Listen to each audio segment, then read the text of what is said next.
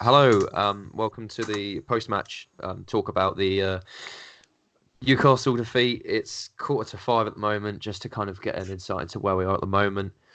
We're going to have a quick look through the highlights because some of us just listened to it, so we'll kind of give our opinions as we go across. But any kind of immediate reactions to the loss? Obviously, it's disappointing, something we've seen previously. Getting a head early and then conceding later on. We do have some reaction as well from from our Instagram, so I'll read a couple of those out. But yeah, guys, do you want to go quickly through just immediate thoughts that you had? Classic Saints not pouncing on the chance they had in the first half. We could have easily finished off the game and had to sit back in the second half. But unfortunately, that wasn't the case today. And Newcastle got lucky off a few chances they did have. Disappointing. Go on, Tim. I wouldn't say lucky. Like, it would be lucky if this was a one-off. The problem is that we always seem to dominate games, do really well, go 1-0 up and then lose 2-1 or draw 2-2. So I would say it would be luck if it was a one-off, but the amount of times it's happened, I've just got used to it by now, to be fair. It's unlucky in some senses, but we should have put those chances away. This is basically a repeat of the Arsenal one, but we actually lost. Yeah. Well, it's a common theme we've seen this season, and I thought the last couple of results could have caused a change. It's like it seemed like there was a slight change in mentality there, and the fact that Norwich we went ahead by 2, which we haven't previously seen, so we went for the next goal. In the Watford game, we actually went down, but we showed a bit of passion at home to get 2 back and see out the game. So into this one, I was thinking we might see something out of run of the mill now. They've got, we've got 4 at the back. We're playing more attacking wise. Hopefully, we can try and see something a little bit different. And it's disappointing to see that we've gone back into those ways. But the thing is, it's different. It's not the same sort of defeats as it was before. It's not like we were scoring and then straight away dropping back after 20 minutes and to try and defend the lead for 70 minutes of the game. Yeah. We still attacked, we still pushed for a second goal, and then when we went to 1-1, we still went forwards. Yeah. Like the fact that it's the same. It feels like the same defeat, but it's not, because they still pushed forward, they still pressed, we still created chances. And on another day, Bertrand would head one in, Redmond would finish a 1-on-1. Like it's tough because we've lost, and it feels rubbish that we've lost. Again, having taken the league and gone 2 behind, but it's a different loss to the ones before. Like, I don't want people going, we're going back into the same routine, because we haven't dropped back for we haven't put another centre back on, we haven't tried to defend the lead, we've still gone for it. It's true, but it's and the common theme, the major common theme for me is the fact that it's those panic stations we have. I was talking on the group chat previously how about 80 minutes in, I wasn't confident we would see it out. It's just that underlying confidence issues in us seeing a game out. You got to say in all those games. Sorry, that's your confidence in the team. It's not the confidence of the team out there on the pitch. Really? Do you think that team were confident that they would see out the game? Yeah, probably, because they've seen out the last 2 games. So why shouldn't they be confident about seeing out? I agree there'd be an increased confidence there, but I still don't think they're fully confident in themselves to fully see out a game, because we saw that today mistakes were made. Tiz, what was your thoughts? Do you reckon they're confident seeing the game out or not? The problem is we're away from home against a team that we don't normally do that well against, and my thinking behind what Ollie said is that we were in the leads. And even at 2-1, we were still in the lead. Whereas at 1-1, you still get a bit nervy, because then you don't go from 3 points to 1 point. You go from 1 point to 0 points, and the other team that you're going to battle against for relegation go from 1 to 3. So it's a different. It's a similar scenario, but it's not a completely different one. If I knew that it was 2-1, because I'd had to switch off the stream and go for my shopping, so I didn't know. But I'd probably been in the same boat as Ollie, the fact that I would have been a bit nervous. I'm not saying the players were, but I think quite a lot of the fans would be. But what I'm hoping now is that we don't just revert back to the 5 back. It was still a positive performance. So hopefully against West Ham, especially because it's at home, we stick with the 4-2-2-2, get and just make the appropriate changes that will address more for the West Ham preview episode. A slight positive that we can take, which it's nice to focus on them, is the fact that, like Mikey correctly said, we didn't we didn't stop our attack in play, and that we were still trying to find the winner, although it didn't come off. We did try and find the winner, and we were trying to actually go out there and just be positive, and that 4 at the back and not bringing on an extra centre back, it still allowed us to do that. And in the same respects, we kind of saw the same result. But if it means we saw that happen today and we saw it happen at 5 at the back, then there's no real positives of 5 at the back and playing defensive. You might as well go attacking and take more chances of us killing off the game rather than if the defensive frailties are gonna persist through, then let's go attacking and let's try and kill the games off while we can. So their first goal was not poor from us, but Shelby getting an almost free header in the box isn't a great situation. But the second goal that we conceded, I wouldn't really say that's a defensive error. I'd say it's just a long shot that's hit the target. Sadly, McCarthy hasn't been able to either keep it in his grasp or parry it out for a corner.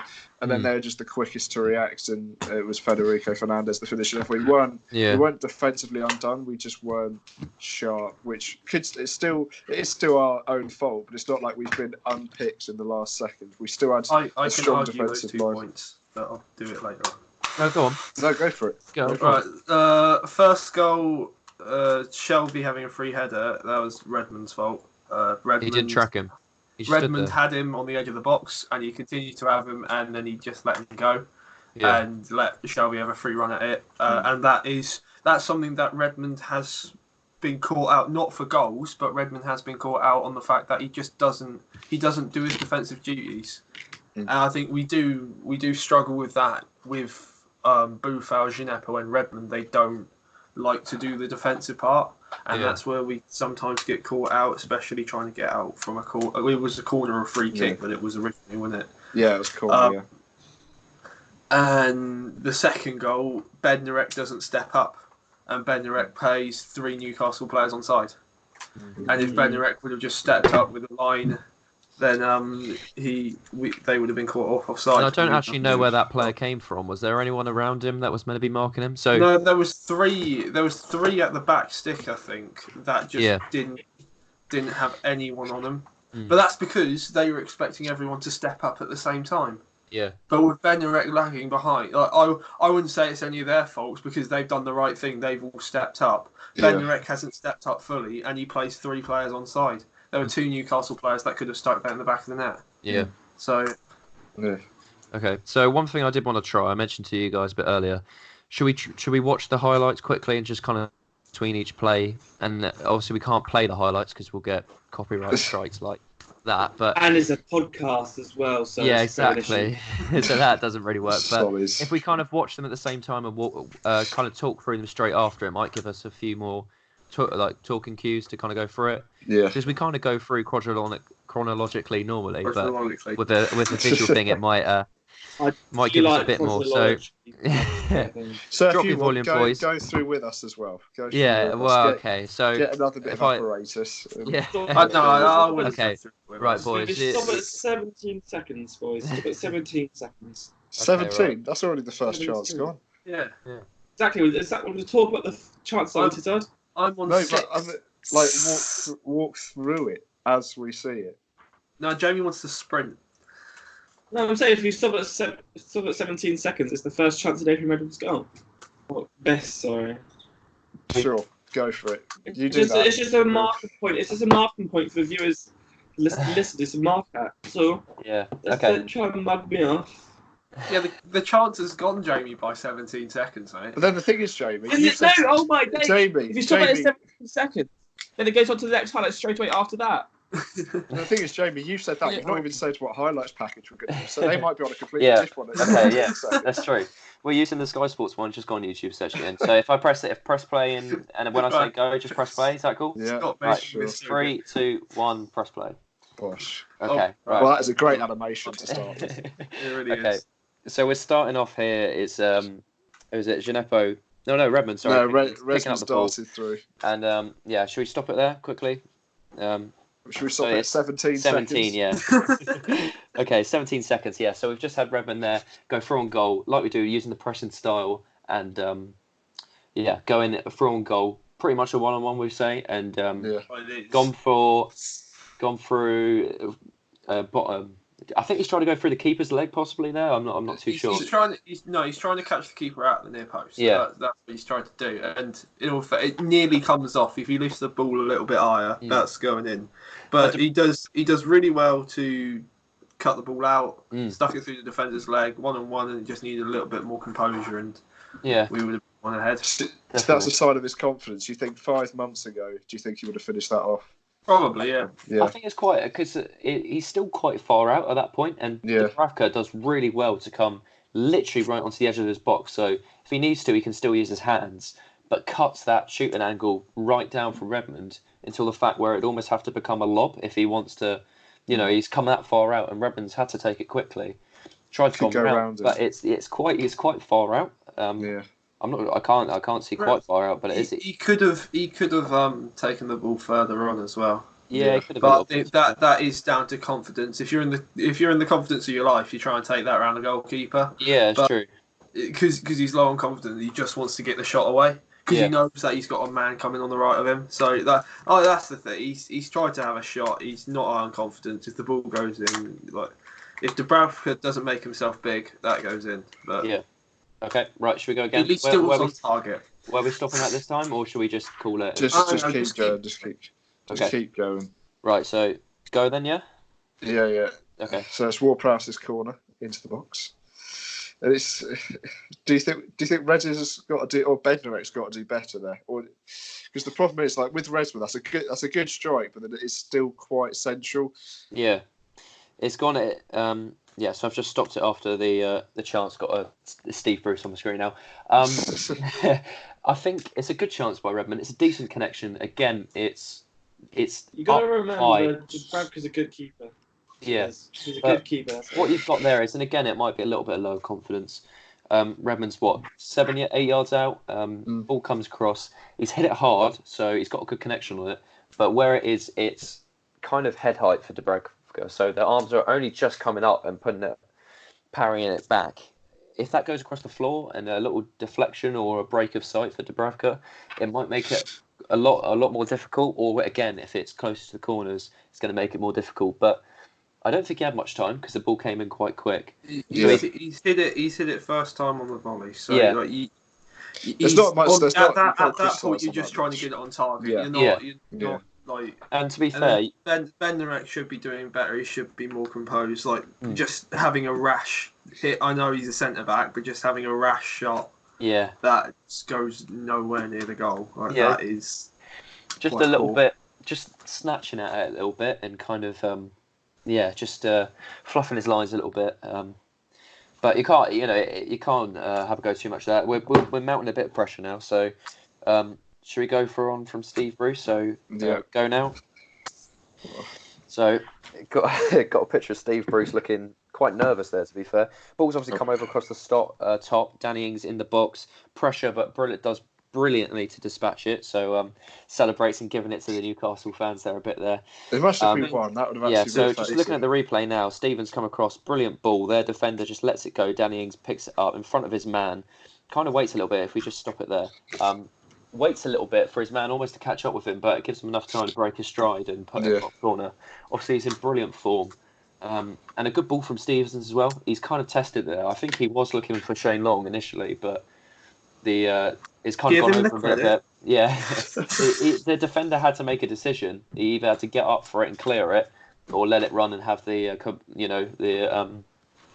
either keeper to clear it or defender to make it.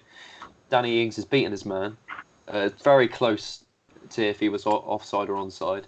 I'm not sure if I think he must have been offside. Onside, sorry. It would have been checked, wouldn't he? Yeah.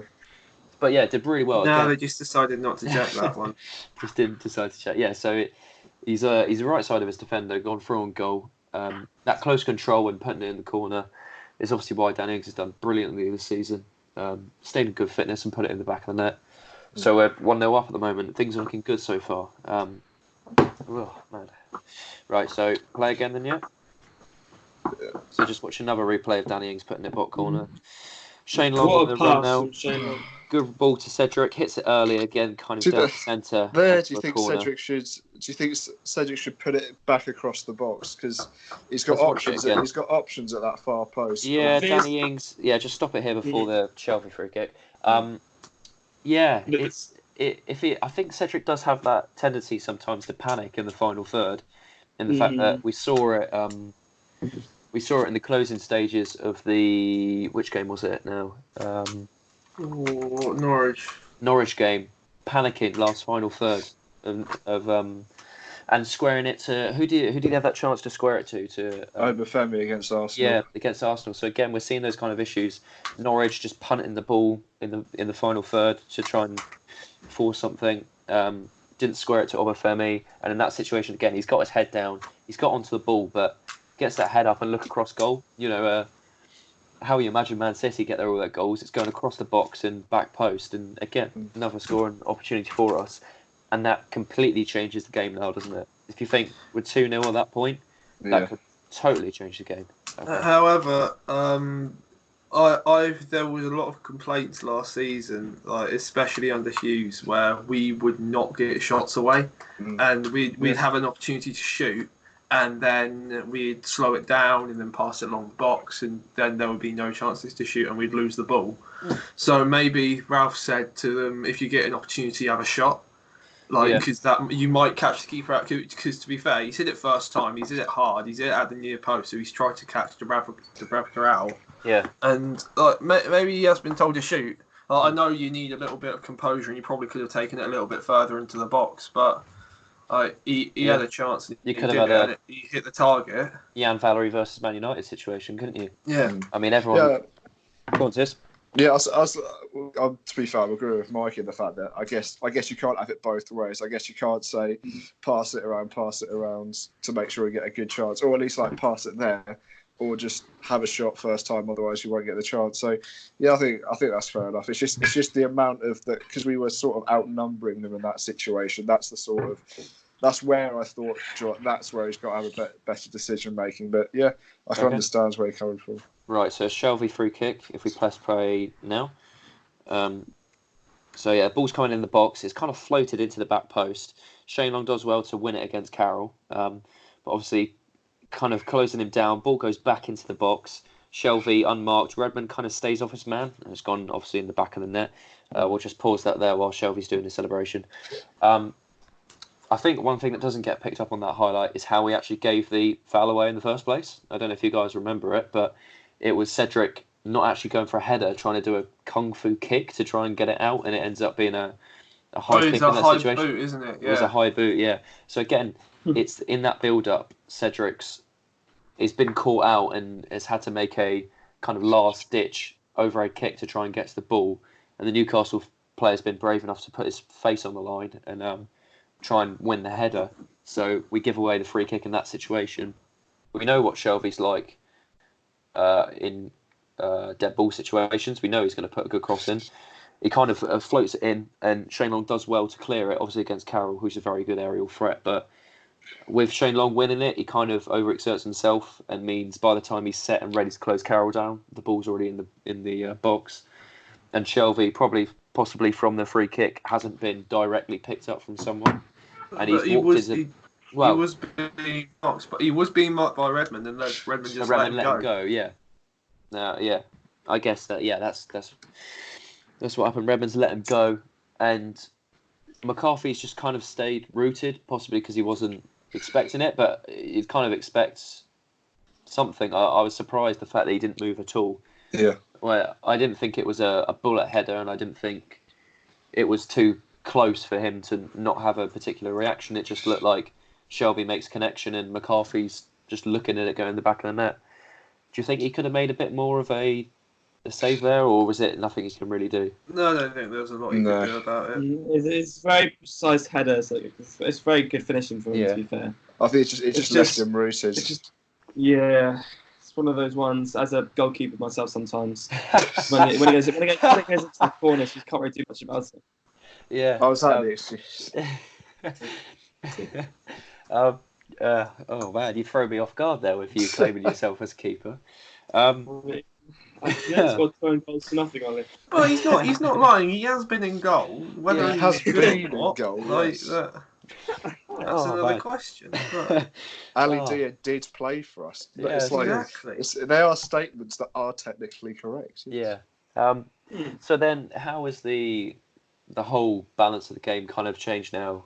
We were talking I think nerves started to. I mean, I think for me personally, I was feeling nervous, and I think obviously the reaction in the stadium changed. Newcastle were thinking they do have a chance now, but Southampton's still confident that we can try and get something from Newcastle, who are still a little bit shaky at the back.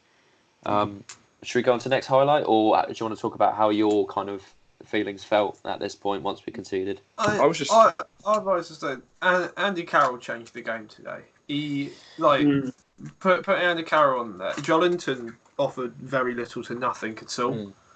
And Carroll coming on, he offered a lot more than what Jolinton was doing, and he was the one who put the ball into the box for Shelby to finish off. But I still think we're a little bit troubled with balls into the box. I don't know about you, but it still feels like it's a little bit troubling. And I would have liked to see, even if we didn't go far at the back, I would like to see Vestergaard come on, because Vestergaard, as much as probably he gets done for pace, he has helped with the balls into the box, and he is a presence in there. So I would have liked to see Vestergaard come on, like Mark Carroll, and just cause him problems. Because it definitely did change the game, Carroll bringing on, and I would have liked to see Vestergaard, because we only used 2 of our substitutes as well. So I would have liked to see Vestergaard come on. Right, so I'm on.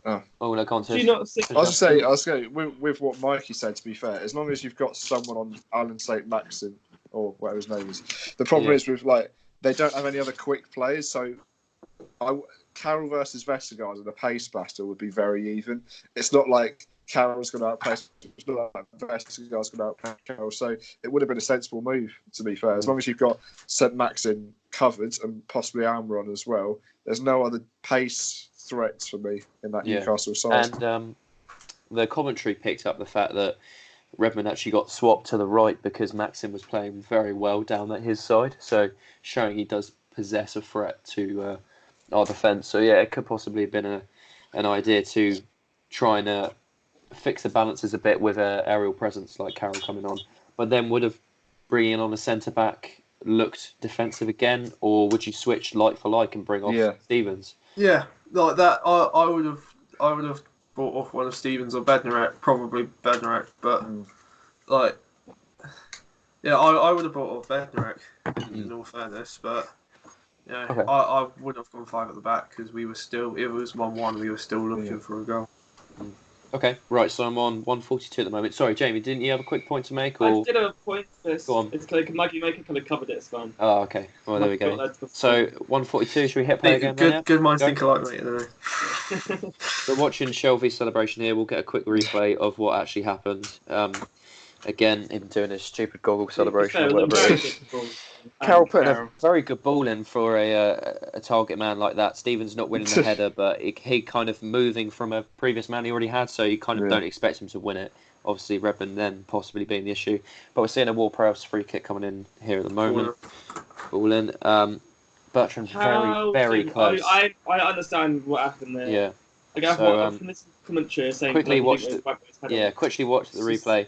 Shane Long again winning the flick on. Bertrand just getting underneath it. So if we just pause it there, getting underneath it and lifting it over the crossbar, almost like a defensive header for Newcastle rather than a attacking one. But again, very unlucky. The fact that if that's in, which you'd probably expect it to be, if that is, it's different game again, isn't it? Well, it's a replay from the Norwich game, basically. And this isn't Shea Long's fault because he's won it fantastically. Yeah, it's higher up. It's not to his feet. It's not to Bertrand's foot where he can just tap it in. He should be scoring. Don't get me wrong, but it's a more difficult chance than first seen. I also want to point out Jack Stevens has actually fouled in the box. I know he was nowhere near the ball, but Stevens was pulled down by I think Federico Fernandez as well. So I don't know. Ref didn't pick up on that if it was just nowhere near the ball. Yeah, it's rubbish. Saved us a couple of times. Yeah, to be fair, I think we're the leaders in the league for points being saved or something. Yeah, aren't they? But yeah, it's a good point. And Shane Long again winning that header and flicking it off right into the right place where again it seems like Bertrand's unmarked. Do you think that's a set piece, or do you reckon that's Shane Long using experience to know there should be someone behind him?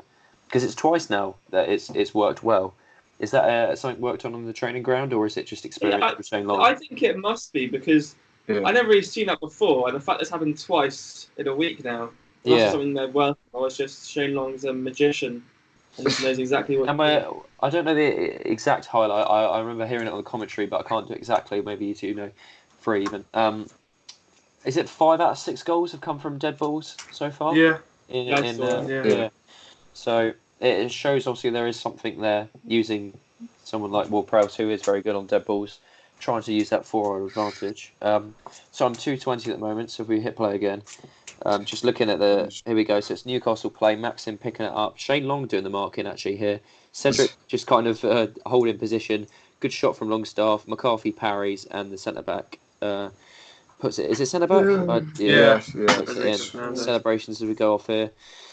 We'll quickly watch the highlight again to see what exactly happened here. We kind of it's just such a nothing shot. I'm surprised blocks it. Bednarak a bit slow to step up, and obviously Bertrand stepped up, so he's kind of just let the man go. He was probably closest if we have a look at that line, so that's the end of the highlights there. But I'm just going to move it right back to that line that we just saw. Maxim comes out, and everyone steps out, apart from Bednarak, Stevens, like that. No one particularly closing down as well. I think it's Will Prowse there, so who should kind of be. We're all very set back, so when it does come to the edge, Will Prowse should probably be a bit closer to that shot, just to make sure it doesn't go on. He does rush out, but Ings is quite deep as well. Yeah.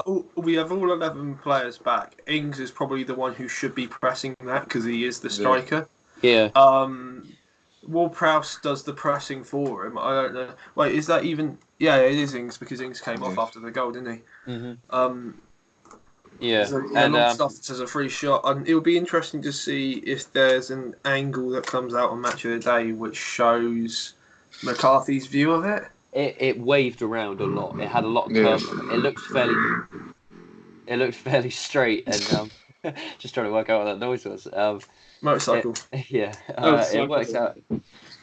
It started very straight, but kind of curved near the end. He kind of hit it across a little bit, which was, I think, made it a little bit difficult for McCarthy. But just watching back on the replay, it looked like Bertrand and Boufal slightly ball watching, not looking around the man. But it is unfortunate the problem with that though is that because they've stepped up, like they've already got like a disadvantage because the Newcastle players are running in behind. They've stepped up, so they're already moving in opposite directions. Yeah. So you can't expect Bertrand and Boufal to try and keep a line and play everyone offside. No. And then be able to turn around in a split second and accelerate and catch up with them running through on goal. Well, you'd assume there. I think it might be slight communication as well, because it looks like most of the team are stepping up to the 18-yard line, getting that 18-yard line set for the long shot.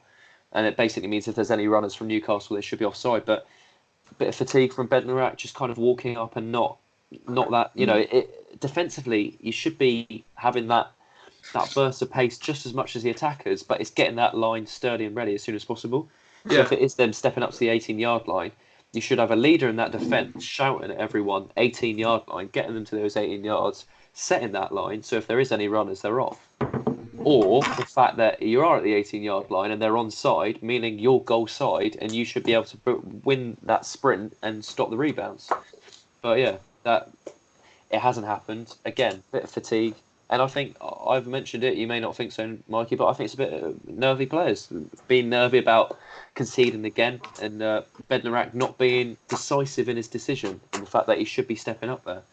And I wouldn't say all decisions are down to nerves. I think it is just down to fatigue and the fact that he hasn't stepped up. I don't think it's nervousness. Like he hasn't looked across and seen that there's 3 men unmarked at the back post. Well, that's not what he's done, and he's tried to cover with the nerves of it not being offside. It is fatigue and the fact that he hasn't stepped up. He's not concentrating, and he hasn't stepped up. That's what, and maybe that's just due to the amount of game time that he's had. He's not really had a break since the start of the season. He's been our most consistent centre back, and I don't know. Maybe if he needs a rest, play Yoshida or Vestergaard or someone like that. But, yeah. Well, you think if it was going to rotate it, I know we've come off the back of 2 wins, so it might be very difficult to drop him. But if he is flagging, he needs to be honest and allow someone to come on, because you think if he was flagging, it would be a prime time to bring on Vestergaard against Carroll and kind of equalise that target man threat. But there we go. Yeah, that's the kind of highlights. We've gone through it. I think it was quite interesting to go it through that way rather than just reading text commentary. I think it was a little bit choppy, but I think it gives us a better actual insight on commenting on the game, because, seeing those highlights, it does make it much easier to see potential issues there rather than just reading it through and recalling from, an hour ago or so. So, yeah, kind of gone through it that way. How does this kind of affect the team from now on, kind of reverting back to leading from start and conceding onwards? How do you reckon the morale is going to change from that? I don't think. I like to think it won't go down too much. Like I said, we did have a very positive first half. Just we couldn't get our finishing going. It's just a shame that we got that last minute equaliser. So I think that'll be the main bit of, I don't know how to work the main bit of disappointment from them to start. They had that late equaliser once again. It's just I don't want that to affect our mental state from now on for the season, as we're kind of known for that team now, conceding the 80th minute onwards. My sort of thing is all for me. It's mostly dependent on, for me anyway, the Monday night fixture. If West Ham lose to Arsenal, that means if we beat them, then the next fixture will go above them, and that will give them a mental boost. But if West Ham, probably when they do beat Arsenal, my only thing is then the players are like, well, if we won, so got a point, then we could have went above them if we beat them at home. But now we're further behind them. But it's. They'll take positives from the fact that Norwich weren't able to win despite being in front. They'll take a positive from the fact that Aston Villa lost as well today. So no one really, apart from Everton, which we said in the last podcast or something like that won't be down there against us anyway. No one actually picked up points. Like any of our rivals really picks up points from what I can remember. Because you've got Burnley that lost, you've got Everton that lost, Watford only got a point. So all of our Norwich lost against Sheffield United. No one's taken a step above us or got closer to us. No. So I think they can take a positive from that. And there are a lot of teams kind of falling off now. The fact that Villa lost 4-1 to Leicester, so now they're on the same points as us. Admittedly, they've got a bit of a better goal difference, but they're on the same us relegation wise. 3 points takes you up to. 3 points takes us up to 13th if fixtures go our way. 14, yeah, something 14. like that. 14. Unless Burnley get battered. Yeah, yeah, Burnley get battered 9-0, then we might have a chance. But yeah, it's just how do you reckon again being in the relegation zone and the chance to go up to? I think at some point when we were winning, we were up to 14th, weren't we? Like you said. How do you reckon coming into a game being in the relegation zone affect? Do you think it makes that much effect, or do you reckon they don't feel that pressure of the league table? Now, I don't think it should. If you get to the end of January and we're still in the position that we're in, then yes, it probably will do. But we haven't even got halfway through the season, and I think we're in a better situation than last year because we were a couple of points off of everyone else, weren't we? Out of the relegation zone, I think we might have been 4 points out of it. But we're level on points with Villa. We're only 1 point behind Bournemouth and West Ham. Bournemouth haven't won in their last 7. They just lost Nathan Ake as well. Yeah. So Bournemouth are going to have a tough time. I think they've got 5 losses in a row now, haven't they? Yeah, the last they've been slapped as well. They had was against us at St Mary's, I think. Yeah. So, Burnley just lost 5-0 to Tottenham. I mean, Brighton are currently beating Wolves 2-1, but 2-2 now, I think. Is it 2-2? Decent. I think so. Yeah. Jota just scored. 2-2 now. Decent. Jota scored half time. Thanks. No, go on, Tiz. If you offers me 6 points from our previous 3 against our relegation rivals, I probably would have taken it. Out of the 2 home games, I would have probably taken 4 points. So to get 6 and then coming off against a Newcastle team that we never normally do well away from home. It's all about how we play against West Ham, another one of our are teams that we seem to struggle with. And then against Aston Villa, that's the sort of mentality behind this. Because if we stay on 6 points out of the previous 2, this one, and then the next 2, then it's a bit concerning. But we've still got 2 more games against people that we're going to battle with for relegation to the end of the season. That's what sort of defines it for me. Yeah. I would have also taken 2 home victories over an away victory, because it just means that we've now got that sort of almost curse out of the way. Yeah. We've now got 2 home wins. I've seen us win this year. Yeah. And hopefully we'll all see him together at Aston Villa game. And we win yeah. Hey. So that's a good point actually. So we're all going to the Villa game. We might try. Should we try and do something while there, possibly? Like, I'm gonna vlog it, boys. Do a vlog. Oh no! I mean, we've not had any content on the Saints Prime Extra account, so we need that content. I'm not going to lie, I may have just used that to be able to do a workaround for one video, but we can revive it. Just delete the channel. We're not going to use it. No one cares. But we could do like a little recording straight after, just little audio recordings of our thoughts, maybe at half time or straight after the game or something. Yeah, we could do that. Yeah, it is. You could do it. You could use your football journalism and get a couple of interviews outside the stadium. We could be like try and get Ralph on board. Yeah. Well, we could try and do something. It'd be nice to have an away day and kind of see how we perform away to Villa. Is there any other kind of thoughts that you want to talk about today after the loss? I mean, stupid, but what's before Aston Villa? What few West Ham at home. Yeah. So we've got West Ham on the 15th. It's a late kickoff. And then Villa on the 21st. Chelsea on the 26th. Yeah. And then who's next after that? I'll quickly end with Palace. I think Palace on the 28th at home as well. Right. Okay. So we do answer questions and stuff like that on our previews, but for the reactions, what we've been doing recently is getting your guys' reactions on the at Saints Prime. Is that right, Tis? You're the media dude. Yeah. So I'll quickly run through this. I'll put this on the Instagram straight after the game to see what your responses were to the game. Do you want me to read through a couple of them just to kind of see? Yeah. There's a few, I'm not going to lie, I can't read out, but the main man, Dan Hurst, 96, has come in and said, very lackluster, didn't actually much from this basically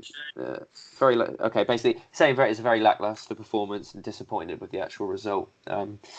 Underscore Frank Saunders underscore says that's a possible thing there. How do you guys think about Cedric's performance? I think again he looks very average. He's a negative person to have on the team in my opinion. You can't drop him though because Valo's injured. I just need to get that fresh legs in the right back. Unless you want to play Danso right back, you got or maybe Yoshiza. At the moment, if Valo's not even getting the scores. Ramsey, give a chance. Yeah. My ends.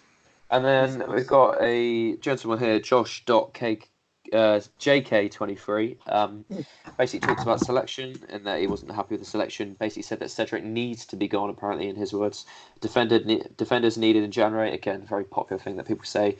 But it's a little bit controversial in the fact that just can't keep adding defenders. Hopefully we should be able to train the mistakes rather than just keep buying and hoping for new players. And he also says that Buffel has to start. Now, I think ideally he probably would have if he was in full fitness, but was he used today? Sorry, he came on. Yeah. I don't think that's a substitution actually. I thought we should keep both of them on. Just the fact that Harry didn't even know that he was used today shows how little impact on the game he had. Yeah. I understand that he can do a couple of decent flicks and everything like that, but when he can't get into the game, that's when you really miss him. And Gineppo didn't do a good job of getting in the game either.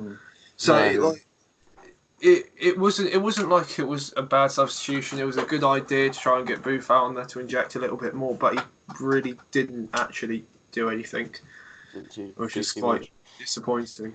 Yeah. So that's the kind of reactions we've had from the Instagram.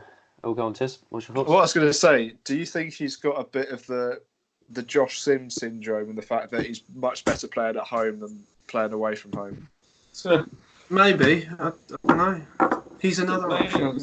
Speaking of Josh Sims, why do you think he's not being added into the team at all? I see loads of pictures of him training. How come he's not getting into the squad?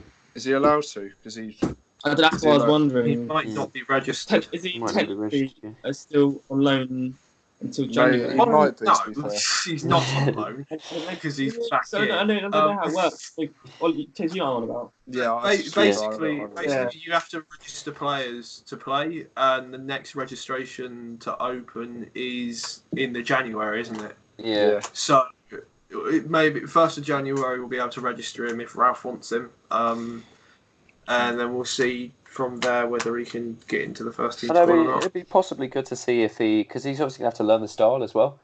Trying to learn exactly what Ralph wants from his wingers is going to be a little bit of change of what he's used to. Maybe get his fitness up.